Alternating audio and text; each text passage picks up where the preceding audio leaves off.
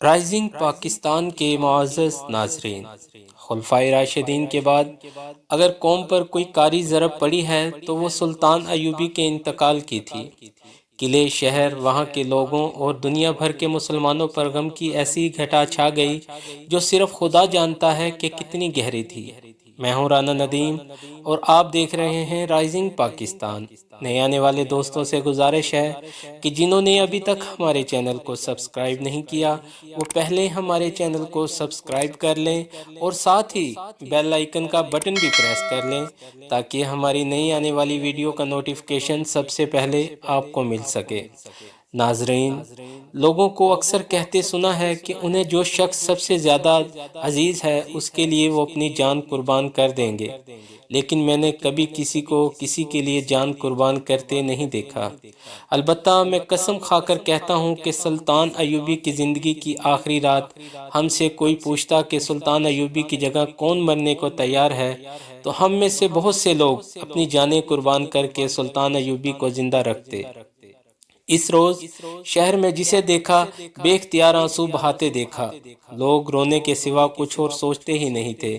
کسی شاعر کا مرثیہ سنانے کی اجازت نہ دی گئی، کسی امام کو، کسی قاضی کو اور کسی عالم نے لوگوں کو صبر کی تلقین نہ کی۔ وہ خود رو رہے تھے، ہچکیاں لے رہے تھے۔ صلاح الدین ایوبی کے بچے روتے روتے چیختے گلیوں میں نکل گئے۔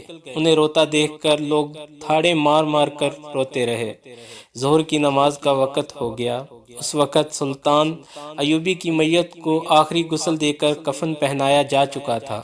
غسل عدالت کے ایک اہلکار الداعی نے دیا تھا۔ غسل کے لیے مجھے کہا گیا تھا مگر میرا دل اتنا مضبوط نہ تھا، میں نے انکار کر دیا۔ میت باہر لا کر رکھی گئی۔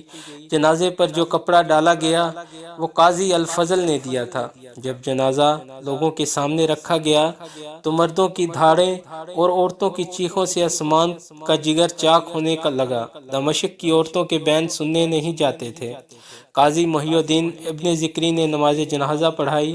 میں کچھ نہیں بتا سکتا کہ جنازے میں کتنے لوگ تھے، البتہ یہ بتا سکتا ہوں کہ سب نماز جنازہ میں کھڑے تھے، مگر نماز جنازہ پڑھنے کی بجائے سب ہچکیاں لے رہے تھے اور بعض بے قابو ہو کر داڑے مار اٹھے تھے اور ارد گرد عورتوں کا بے انداز ہجوم بین کر رہا تھا۔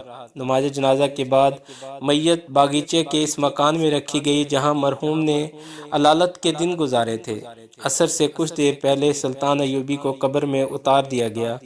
لوگ گھروں کو واپس گئے تو یوں لگتا تھا جیسے لاشوں کا ہجوم چلا جا رہا ہو۔ میں اپنے ساتھیوں کے ساتھ قبر پر قرآن خوانی کرتا رہا۔ منکا بہاؤالدین ابن شداد نے یہ یادداشتیں خلیفہ کی اجازت سے قلم بند کی ہیں اور اس تحریر کو الملک النصر ابو الظفر یوسف ابن نظم ایوب صلاح الدین ایوبی کی وفات پر ختم کیا ہے۔ خدا اس پر رحمت فرمائے۔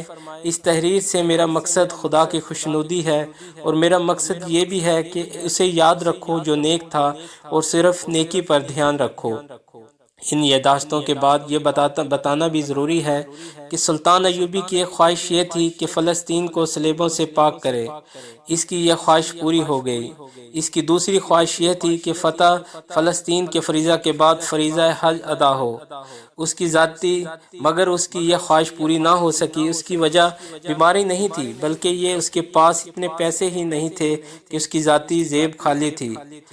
حلال نو کی دراتی سے فصل صلیبی کٹانے والا مرد مجاہد، مصر، شام اور فلسطین کا سلطان جس کے قدموں میں سلطنت کے خزانے تھے، وہ اتنا غریب تھا کہ حج کو نہ جا سکا اور اسے جو کفن پہنایا گیا تھا وہ قاضی بہاؤالدین شداد قاضی الفضل بن ذکری نے ترے پردہ پیسے جمع کر کے خریدا تھا۔